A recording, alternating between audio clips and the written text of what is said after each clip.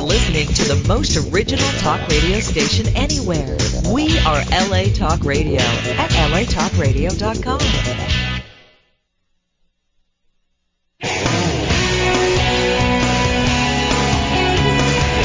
You're listening to Fouché Way with Brandon Fouché, right here on LA Talk Radio.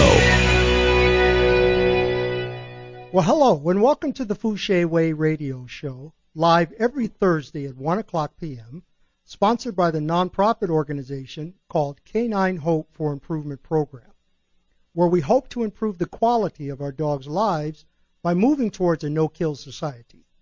The number here is 818-602-4929. You know, it's a well-known fact that danger is real, but fear is a choice. I'm going to repeat that. Danger is real, but fear is a choice, a product of made-up thoughts. And as truthful as that may be, how do we control it, understand it, live with it when we have a dog that has a predisposition to be aggressive? And what does it mean to the dog that is experiencing it? We hear the words fear, aggression, and we don't even understand that the popular definition of those words are related to learned behaviors. Now, you have heard me say in the past, the biggest problems we have with our dogs are the things that we have the greatest control over. Learned behaviors. What the dog has learned from living with us. Usually taking place in the socialization and the fear imprint period of a dog's life, which is happening so early that we call this genetic. But the kind of fear that is learned from living with us is forced on the dog by restricting their ability to flee or investigate properly strange situations. An example would be forcing a dog to walk past a fenced yard with an aggressively barking dog and expect for them not to react or have a lasting impression on them, that it would not have a lasting impression on them. And we do this every day. You know, we wouldn't put our children through that type of torture, or ourselves for that matter, if we were walking past a place and someone was behind the fence hollering obscenities at us. We would just choose not to go there. But if we were forced to, we would begin to holler back. We would say things like, we have a right to be here on this street. I mean, this is public property, and you are well within our rights to do so. And we would learn to holler back. This is called a learned behavior, and that is exactly what our dogs are doing. But true genetic fear aggression is when a dog shows extreme submission in the presence of another who perceives it as prey behavior. This triggers a predatory response in the observer, meaning the dog that is watching it, and they become aggressive to that dog. This is why dogs who perceive their owners as being weak because we do subordinate things, which triggers a response in them to become assertive, dominant, and sometimes aggressive. We find ourselves being disciplined. It's called a discipline bite. And if this is totally perceived by the dog's mind to be your position in the pack, you could be bitten viciously and deliberately. You know, I generally hear the statement that they accidentally bit me.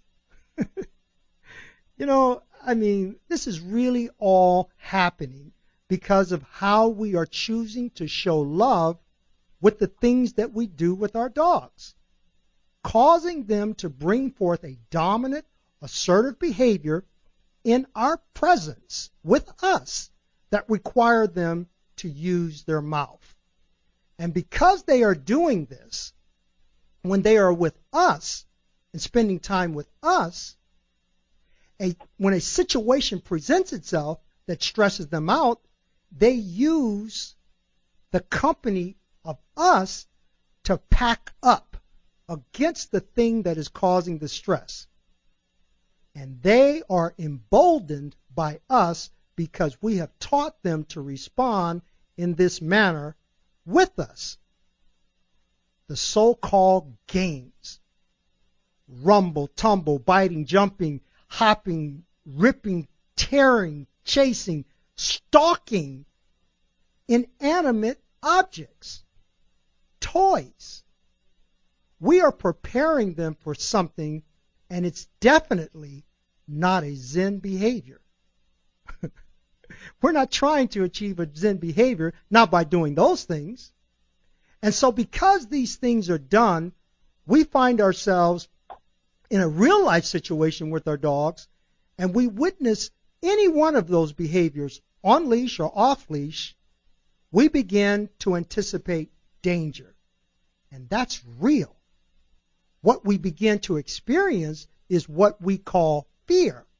And that is a product produced by us. And so my first caller is Robin from Angel City Pit Bull, who I'm very happy to be speaking with because she is very brave. She's being very brave and very strong to come on and talk about the fear that she has. But she is learning to find ways to control it. And she has to. She has to because if not, how can she convince others to adopt and foster dogs if she is fostering fear herself? And so we're going to try to get Robin on the line here. I know she's working, but let's see if we can catch her.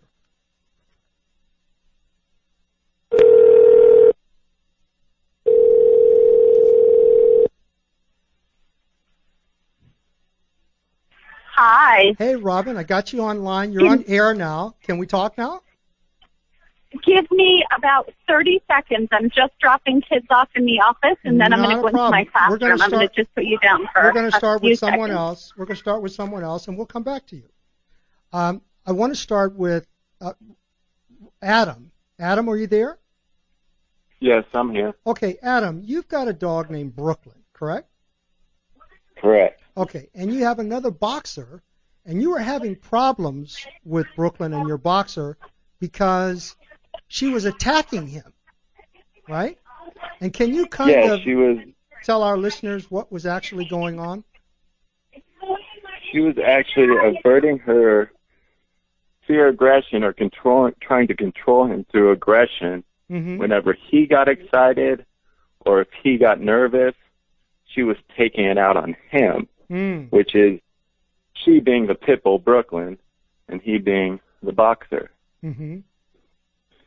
And basically, I was doing everything wrong, as you stated in the beginning of the radio show. Mm-hmm. I got Brooklyn. I thought it was great that she would go fetch the ball, bring it back to me, play tug-of-war, do everything wrong, walk by the houses with a barking dog, her lunging back at him. Mm-hmm. It was just an ongoing process, and I did this for about a year straight, thinking that I was exercising my dog, I was giving her a great home, and she ended up running my life.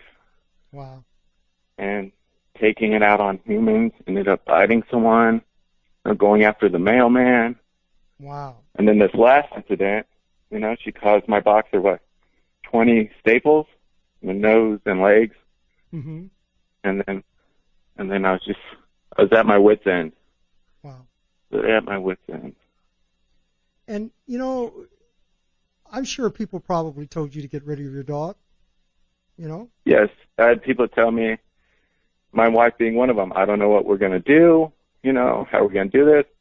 I had some people say, she should be the only dog in the house. And, I sat there and it took a couple days to kick in, but I knew my dog better than anybody else. And I sat there and said, no, you got this dog for a purpose. You owe it to this dog to find a solution to this. This dog was not born this way. Mm-hmm. And I sat there and searched endless hours, and I'm so thankful that I found you. Wow. Truthfully thankful. I got to give it to you, man. I mean, for you, and you've tried training, you've been to people and gotten help and spent a lot of money. Some people give up. They say, well, look, I'm going to try somebody else and go through it. It doesn't work. But you were looking. I believe that you were looking for something else, something different. Yeah, I was looking for. I wasn't looking for a quick fix. I mean, I went through the electric collars, prong collars, and to me, that's a quick fix. When the trainer with the electric collar was with me, anytime she went out hand, she's like, just push the button. Well, soon the button doesn't work anymore, and the aggression gets, it intensifies. Mm-hmm. It intensifies the aggression. Right. And I was like, no, I want a permanent solution to this problem. I don't want a quick fix. Wow. And that's interesting because most people are just looking for the quick fix. And I usually call that, it's like putting a Band-Aid on a scar that needs stitches. It's going to open up exactly. Again, right? And, if you don't understand why your dog is doing what he's doing or why the behavior of a dog is what it is, then that's what you're going to do, because we have never been taught to look in the direction that I am asking people to look at.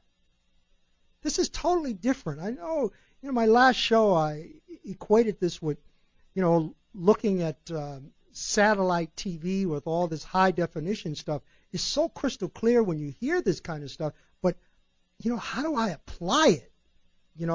And because it's something different and it's not something that everybody is doing out there, that we can all get on the bandwagon and go the Fouché way, we tend to slip back or begin to blame the dog, and it could not possibly be us, that's creating this problem, because all we're doing is trying to show love and affection to our dog, and we can't possibly believe that showing love can produce aggression in our dogs. I mean, it's just mind-boggling to even hear someone say that. But we do, right? I mean, you tried to do everything that you did with your dog. I know you love your dog. You wouldn't have come to see me if you didn't. Everything that you did was out of love, right? Exactly, yes. And that thing, or those things that you were doing, created this aggression. How crazy is it to be able to say that? It's just, You're 100% correct. Huh? I mean, everybody points the finger at the dog. No one takes a minute to sit back and look at what they've done since they either rescued the dog or bought a dog, however you get your dog. And the moment I took a step back and looked how I created this problem is the moment that I started fixing this problem through you. Right. And then, when you brought her to me, I mean, your dog was aggressive to people as well as other dogs. And I told you when she first came in, I said, look, the first thing we're going to have to deal with is the people aggression. We've got to see how quickly this dog is going to bond to me so that I will know what it's going to take for her to bond with somebody else. Do you remember that? Yes. And I don't know if I showed you the video, I think, of her with me, and there's a video that's on the Facebook that is showing your dog with a bunch of dogs. I don't even know if you've seen it yet. I don't think you've gone to the Facebook. But with 20 or so dogs, and that she's bonding with me and she's friendly with me now, and we find that this is fear aggression. And we have a lot to learn about fear aggression, how it's produced, how we produce it, how the dog feels about it, what we think about it and our fears, related to the fear that the dog has. And most dogs are misdiagnosed because we're trying to look at it as though it's a training problem. But this is not a training problem. This is an emotional, hormonal problem. This is how we have told the dog that this is real. This is the reality that we're living in, and it's really not real. Yeah. And exactly. When you saw your dog, how did you feel? I was in awe. I was truthfully in awe how quick. I seen the video, and how quickly, once you take the muzzle off of her, she follows you. She's already, right. She's already, connected to you in a way. Exactly. Well, that took place before my mind the dogs. Because she would snap at someone really quick before then, because she didn't know them. Right. She didn't know the person. It was a quick snap. And that's a learned behavior. This is what I was saying earlier in the show. This is something that we teach our dogs without even knowing that we're teaching them this, And the reason that we know that it's not genetic, because if it were genetic, then it would be happening with me, okay? So if they can let it go that quickly, then we simply know that this is a learned behavior, okay? And there are a lot of dogs that are destroyed because of that very behavior. And you saw when you were leaving my lobby and there were other people there and your dog was coming up and smelling? Yeah. It was incredible. It's great, you know. And I know it's been go on. It's been an eye-opening experience for myself and my wife, that, finding you and seeing this process take place. It's only been a couple weeks, and the change is, great. It's great. How's it walking? Great. She walks behind us, as long as the lead is, she'll stay as long as that. So we have a 6-foot leash right now, and she stays 4 feet behind us, at all times. That's beautiful, man. I mean, she comes now. We don't need a muzzle for her. She goes right out with the dogs. I mean, it's like she's been there all along, And so I'm. Yeah, and from the first moment that I went to pick her up, there was a sense of calmness through her that I haven't experienced. Because when I dropped her off, remember, she was shaking, nervous wreck, unsure, and now there's that calmness. She's, very even keeled. She has her moments, but you snap her out of it, and then she, you can see it. Like I explained to you, in her eyes start to change. Before it was a ears up, everything, intimidating look, and now it's just a whole new, a whole new dog. Wow. That's all I could say. I'm so happy to hear that, man. And you're going to be bringing her back for daycare. And we're going to continue working with her, and we can do a lot of things with her. And you're the right kind of client because you don't give up, and you really want to help this dog. And I can tell when you see something that works, man, you're going to stick right with it. So I want to thank you, Adam, for coming on and sharing with our listeners your journey, with Brooklyn. And I want to mention very quickly, too, with the other dog, you understand why those two are fighting now. And so that's going to help you there. Yeah. Which was that's a serious problem when you have two dogs living with you and they're fighting each other. And you have no idea why it's happening, that you're producing this problem out of jealousy. So you got a double whammy here. You sensed it immediately. It was, right when I brought the other dog in, you're like, this dog's really submissive, and she knows that she can control this dog, emotionally and physically. Yeah. And that within the first 30 seconds. Well, yeah, that's why I want to say, when we talk about fear aggression, we have been taught to look in a different direction, in a different way, and see when dogs see dogs that are fearful, this produces an aggression in them and they attack, which is the true fear aggression. Do you know what I'm saying? Yeah. The other one is the learned behavior aggression that we actually, without knowing, produce in our dogs. So we'll talk more about that, but I just want to say again, Adam, thank you and your wife for coming in and being a part. You're now part of the Fouché Way team, and we will continue to talk with you and look at progress with Brooklyn. Okay? Okay, Brandon. Thank you very much. You're very welcome. Now let's see if we can get Robin back on. We want to try and get Robin to tell her story about what she's been going through with her dog. So let's see if she'll answer.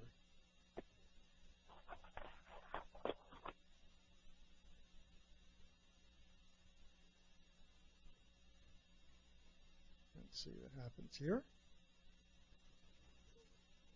Robin's a school teacher, so she's got her little pack that she's dealing with too. So we'll see what happens.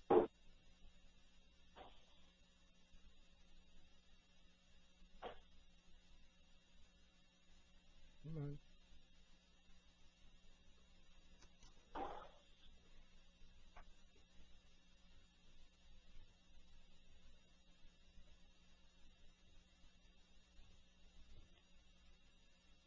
All right. Well, looks like we're going to have to catch her later. Let's talk to Sarah. Sarah, are you there? I'm here. Hi. How you doing? Doing good. We're actually probably going to need all that time for you, just thinking about it. Oh, boy. Sarah, you got 3 dogs. You've got Leilani, you've got Hudson, and you've got Donkey. That is correct. And you are putting together a family, okay? And yes. This family, in order for this family to work, you're going to have all these dogs to get together. You've got Leilani, who's attacking Hudson, who doesn't get along with Donkey, and Donkey doesn't get along with either of your dogs. Right. That was the scary part. Yep. So, look, our listeners, of course, it's nice to hear that we're able to work with these dogs, but we want to know what you were going through, man. I mean, you called me quite a bit for a moment there, and you were trying to get me. I know it's a little difficult because I was busy, but you were really stressing out, and I want you to tell our listeners what you were really going through there. Yes, no problem. Well, I guess I'll start with I have known you for a few years. I initially came to you when I had Leilani, and I was having some issues with her with leash aggression, and this was probably like 4 years ago. And when I met you, even over the phone, you were so quickly able to correct her behavior that I had it ingrained in my mind that this was such a quick fix, and I almost have to admit that I kept that in my back pocket, so I never continued to work with her because the situation that we lived in was comfortable. But then we got another dog, being Hudson, and Hudson and Leilani get along as long as they're in a very controlled space and at home and there's no stimulation, but then they began to fight when things got super excited, and then, it became to be a problem. And then I met, hello? Yeah, go ahead. I think Robin's coming in. Go ahead. Oh, hold on, Robin. Go on. Sure. Sarah. And then I met my boyfriend who has a dog, and his dog actually has an extensive history of aggression, but we decided to move in together, and that's when, I went into a panic because I knew that I had never genuinely confronted all of these issues with my dogs, and I went on a psychotic rampage to get a hold of you. And luckily I did, and I was so stressed and so anxiety-ridden all the time because I love what Adam said. He said I knew my dog better than anyone else, right? And I knew that she was capable, and that is very, very exemplative of my relationship with Leilani. She is my best friend, and I love her, and it's just that connection. And you know that you will do anything to make it work. And I mean, if the dogs didn't get along, then I would not be able to move in with my boyfriend, and not to mention he has 2 small children.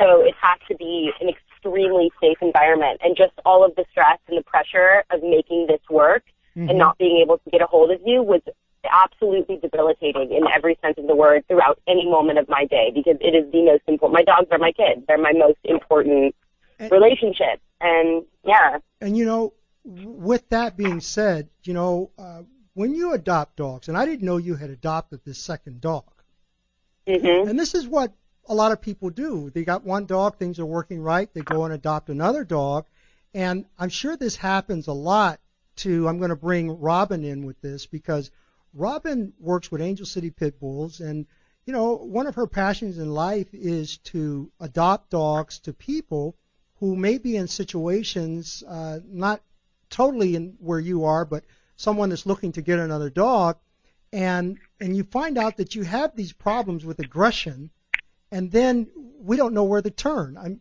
Is that how it works, Robin? Sometimes you find that kind of situation? Yeah, I think that for the most part, we try to pull dogs from the shelter that are really, really tolerant, because we know how difficult and stressful it can be for people to do dog intros, especially if there's a dog involved that has, a higher level of reactiveness. So we get a lot of calls down the road where people have possibly made some mistakes in the house, or maybe haven't been as structured as they should have been, and they have a problem, or, just accidentally they have a problem one day. And so we get a lot of calls from people that need some support. Right. And are, have had an issue in the home, and now they're a little bit nervous to put the dogs together again.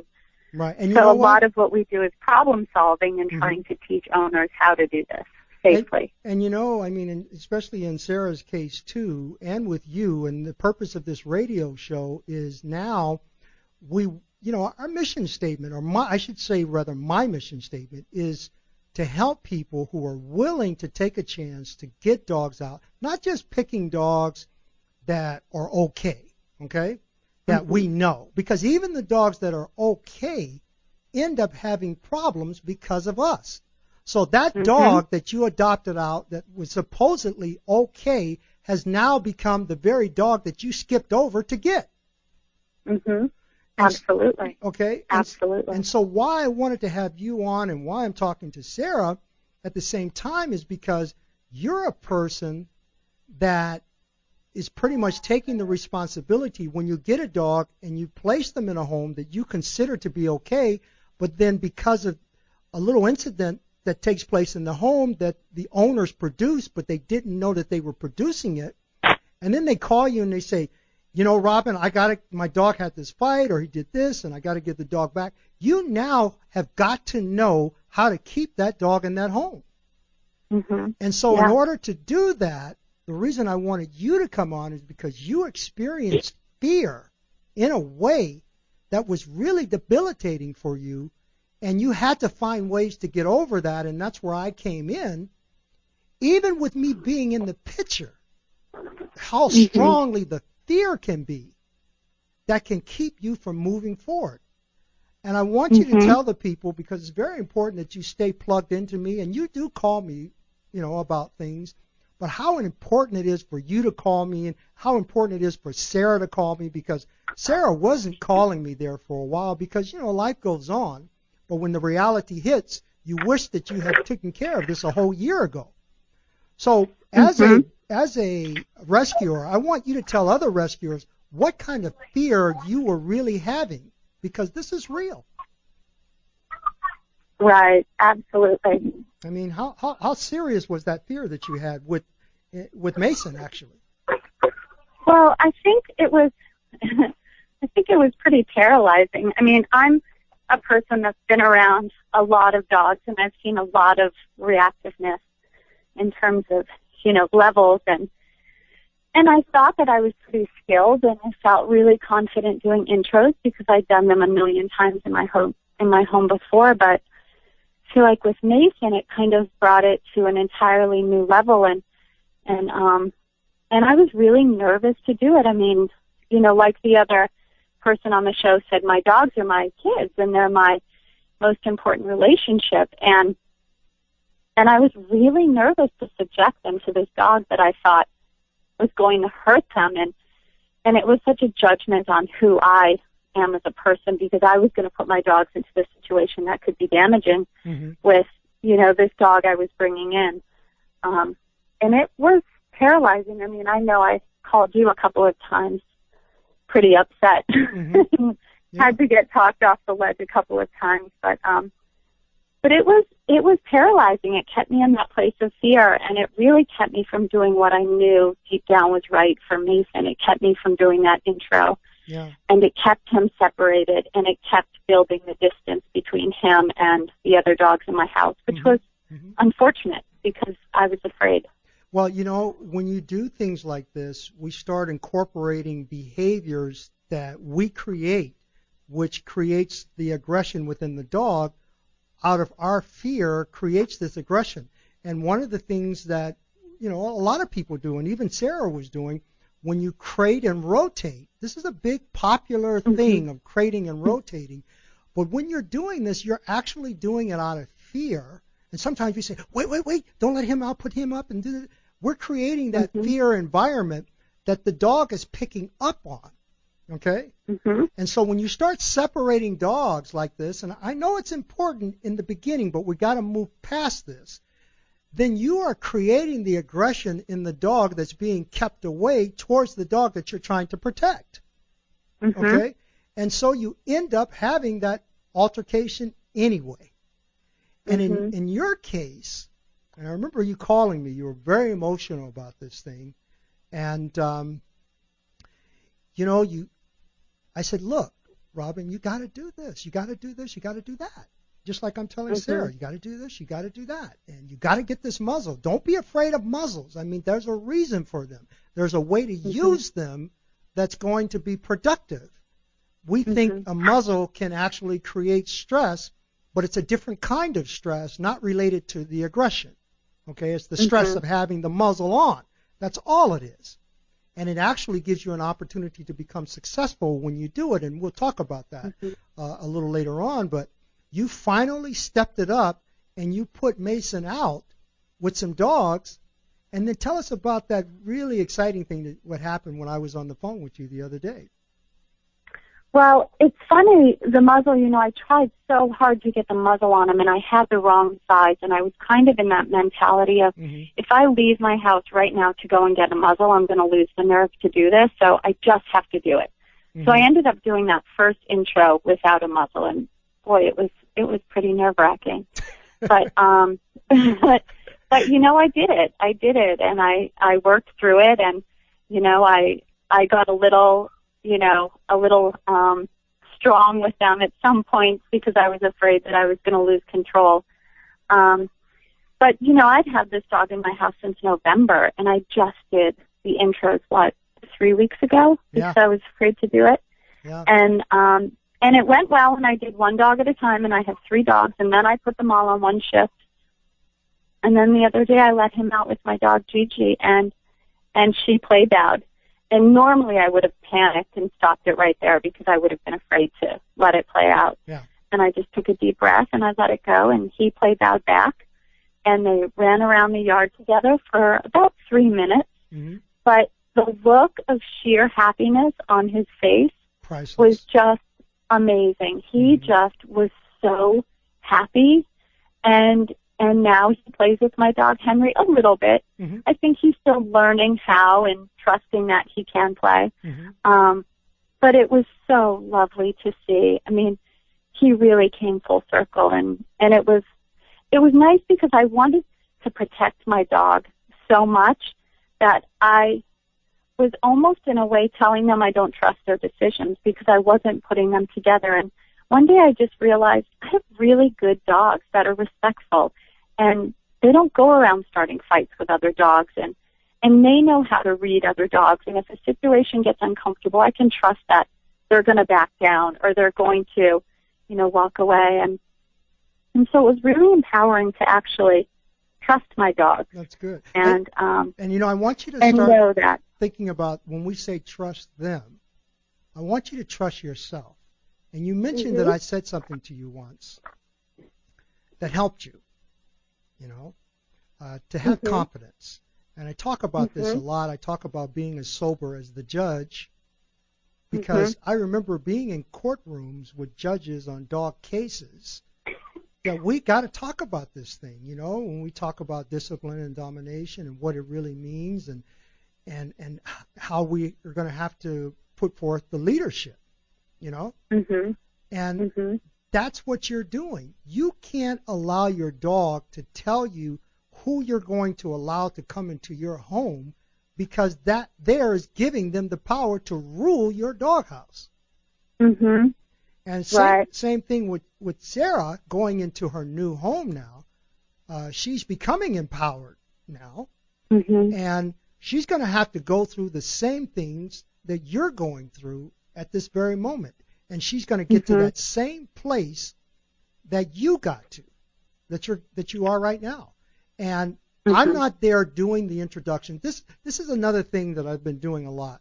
I do a lot of phone consultations because it's important that I'm able to embolden you to do this rather than you get the security that Brandon is there in my home. Okay? Mm-hmm. I mean, I don't want you to rely on that. And I remember when you were saying, you're going to come by. And I said, yeah, I think so. And then I waited another day or so and talked to you. You know, sometimes you lose your power when I do that. And it's going to be the same thing with Sarah, too. We're going to talk about the new home and how to do that. But it's very important that you do this. You have to become a mini-me. And I have to be able to explain it to you. Yeah. Mm-hmm. You can't just say, oh, yeah, because I told you about Mason. I said, the dog is fine. He's with all my dogs. We got past all the stuff. Forget about everything you heard about him in the past. That is the past. This is the future, you know? And now you're seeing that. Well, my thinking was he's fine with you, the way that you do it, but he's not fine with me, and he's not fine at my house with my dog. Well, think about that. I'm glad you said that. He's fine with you because the way you do it, but he's not fine with me, and I want to put something in that, because the way you do it. Right. Absolutely. You're absolutely right. Yeah. And, you know, if you could live with me every single day and you could be there to do them, it would be fine, but you're right. I had to learn what you do. Right. So that I could do it on my own without you, because it doesn't do anybody any good if I can only do it when you're around. Yeah. Just sounds good. Yeah, Brandon can do it, whatever, but forget about that. Mm-hmm. That's not why this radio show is here. This radio show is to empower people. And that's why I'm glad that you were able to come on. I know you're working, and I know you have something to do now, but I wanted you to come on to let people know, even though you have this fear, you know, just because you're not a rescuer, if you're a rescuer, you can have the same fear. We're all in this together. We're all trying to save dogs. Mm-hmm. We're all going to have to learn how to get past this fear that's really not even real. We produce it. You know, we make all these thoughts in our minds about what's going to happen, and that's a choice that we make. And I'm saying we don't have to make those choices, that old choice. There's a new choice. There's a new way of thinking, and I'm trying to get it out there. And that's why I wanted to have you on, Robin. And I want to thank you for coming on today. And we'll be talking again. Okay? Absolutely. All right. Thank you very much, All Robin. Right. Okay. Thanks, Brandon. You're very welcome. Sarah? Okay. Yep. You know, you heard me say to Robin about that muzzle. And I told the same thing to you about that muzzle. And, you know, you had an altercation at your home. I knew you would. You know, and I know it produced more fear for you. And the reason that I told you to do this without me there is I wanted you to experience that emotional rush. Right. There's nothing that can compare to that. You can't help your dogs if you can't become as emotionally connected to their neurotic behavior. If we're always looking for the good, positive love and affection, sweet treats, tricks, that sort of thing, and we never experience that fight to a point that we can understand and stop it, you're lost. There's a reason that they growl and they make that sound and your heart starts pounding and you start sweating. You know, that is stress at a number 10. Yeah. But it is all because a dog is trying to communicate something that he doesn't understand. That is stress. Aggression is the highest form of communication. Dogs really want to get it right. They really want to look at you in your face and your eyes to get it right. And when they're fighting, they are all about it. Okay? Mm-hmm. And so with your two dogs, and I know there's still fear. I mean, look, you got 3 dogs that you're dealing with. Leilani's got you wrapped around her finger. Mm-hmm. Okay? You went out. You know, this is so interesting. I was telling Leroy, when we look at your 2 dogs, you went out and adopted a dog that looked exactly like Leilani. You know what I'm saying? Yep. And not only exactly like Leilani, the same genetic predisposition to be skittish, hyper, neurotic in their behavior. Yeah. You were attracted to that. Mm-hmm. It's just like someone that gets out of one relationship and goes and gets the same kind of guy. Well, I mean, and the third dog that we're introducing is also pretty neurotic in the home life. Oh, absolutely. He's gotten incredibly, so much better after going to day camp with you guys, but still, she's very neurotic. You know what I found? So Even though she's neurotic, she is neurotic, what I saw, in the same way that Leilani was with Hudson, following him around, just like Leilani does, Mm-hmm. So even though they haven't been together, they're observing what's happening, and they're picking up on it. I talk about me being a mediator and an observer of my dogs, and that's how I learn to behave with them. That's what she's learning. She says, I'm not stronger than Leilani. They're pretty well matched. But I am stronger than Hudson, so I'm going to do to Hudson what Leilani is doing to him, and then I'll deal with Leilani later. You get it? Right. They see that. Right. That makes sense. We're not talking about a dog that's stupid. Their dogs can smell cancer in people. That's intelligence. Mm-hmm. We've got to learn to connect intelligently like that and stop looking at our dogs from the concept of sit, stay, come, and heal, and understand that when we say those things, it's really out of our fear. Every time you tell Leilani, no, stay, wait, it's because she's getting ready to do something that's going to produce fear in you, right? Right. That danger that's going to take place, that's real. But how you relate to that fear is going to be based on what I tell you to do. You cannot allow that to affect you. So and I feel also, just to add in the way that you were saying that part of what you do and your purpose is to empower us, it's almost like, even seeing them together was enough of an attitude changer for me to approach them together without you there completely differently. Mm-hmm. Because now I am emboldened and I am stronger. And again, like we said previously, the fear is debilitating and paralyzing. And it's like, once you see them together and you see that it's possible and that the only thing between you and these dogs being okay is you, it's like, okay, I can handle that. And then you approach them in a completely, like you said, emboldened way, and that changes everything. Yeah, even your internal attitude towards them changes. They feel it. Dogs are created. I want people to understand me here. They are created under a system of hierarchy. Nothing to do with humans. This is all nature. And nature places them under that position of hierarchy, and they say, with this, you need leadership. They do not believe in equality. That is a misplaced ideology in the dog's world. Their life is based on who's in charge. If you can't be for your dog what you need to be, then they will do what they need to do to reach that emotional level. And when you became the leader for your dog and you stepped it up, you saw the difference. You're living it, right? It's like Adam said, the dog seems calm and the dog seems happy. They know what they need to do, and it's so lovely to see. Right. When they're in their place. And you're learning, everybody's different. What makes one person happy may not make the next person happy, but, there is a level of general happiness that's there. But dogs have a way of saying, I'm happy. And it's when you become what you need to become, what you're doing now, what Adam is doing now, what Robin is doing now.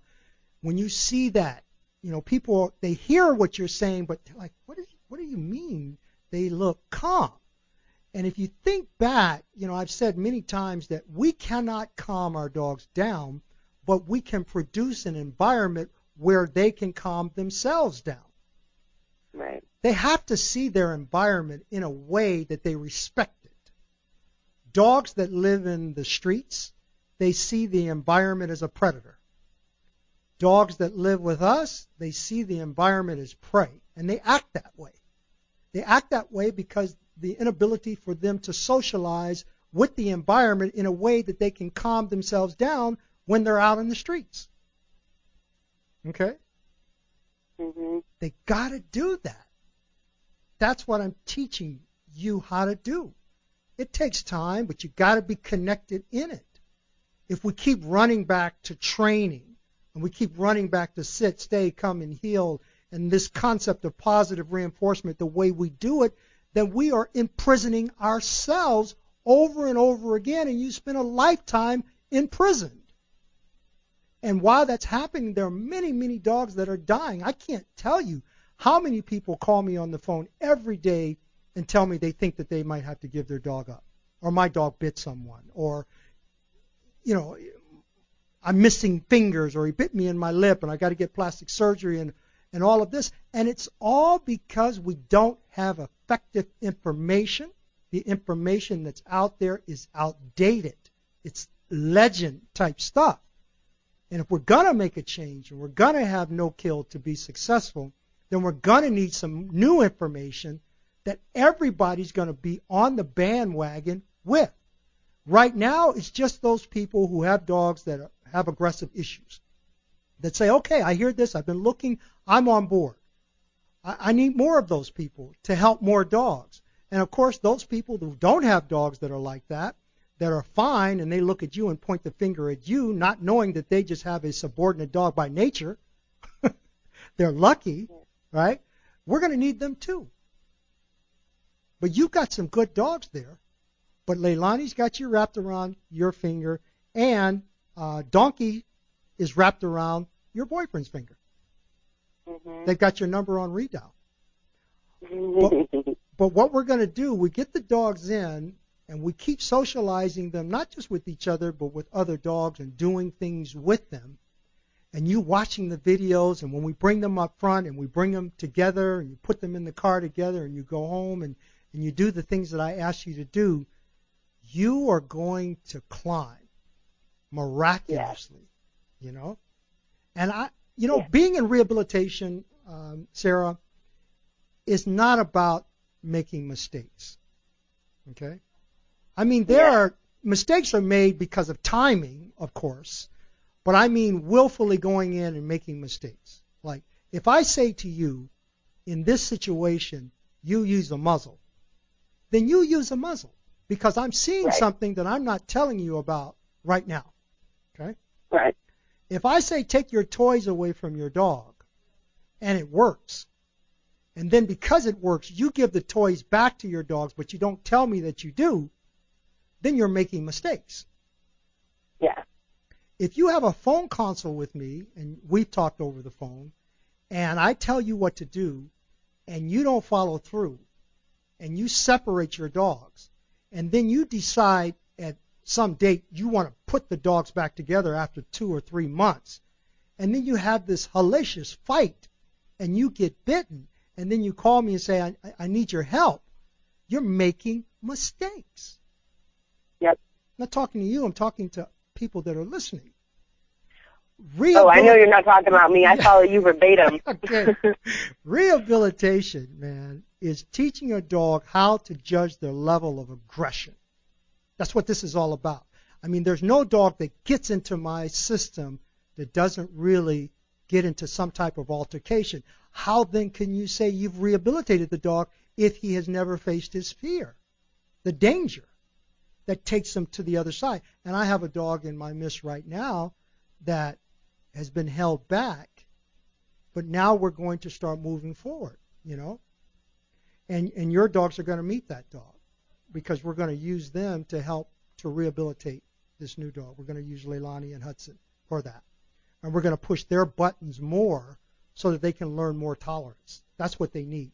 We shield our dogs from danger, and nature doesn't do that. Nature says run over to the porcupine and get stuck, and that's how you know porcupines are off the menu, right? The human says, no, don't run over there, because I'm going to have to go to the vet, and you're going to have this surgery, and I understand that. That's all real. But so we're going to have to set them up to fail. We're going to have to produce problems.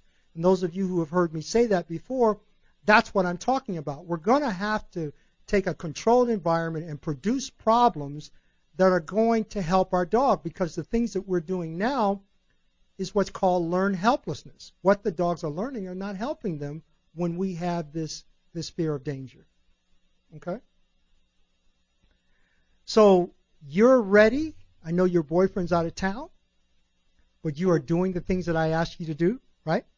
Yep. And yeah. You got those muzzles, right? Oh, yeah. Okay, and you're going to come back to daycare, right? Tuesday, if you'll let me. Okay, I sure will. And let's keep this thing going. And I want to thank you again. I want to thank Robin. I want to thank Adam. I want to thank you, Sarah, for coming on to the Fouché Ray Radio Show, for being part of the team, the Fouché Way. And we will talk again really soon. Okay? Thank you. Thank you. We'll see you here again at LA Talk Radio, the Fouché Way Radio Show, again next Thursday at 1 o'clock. Thank you.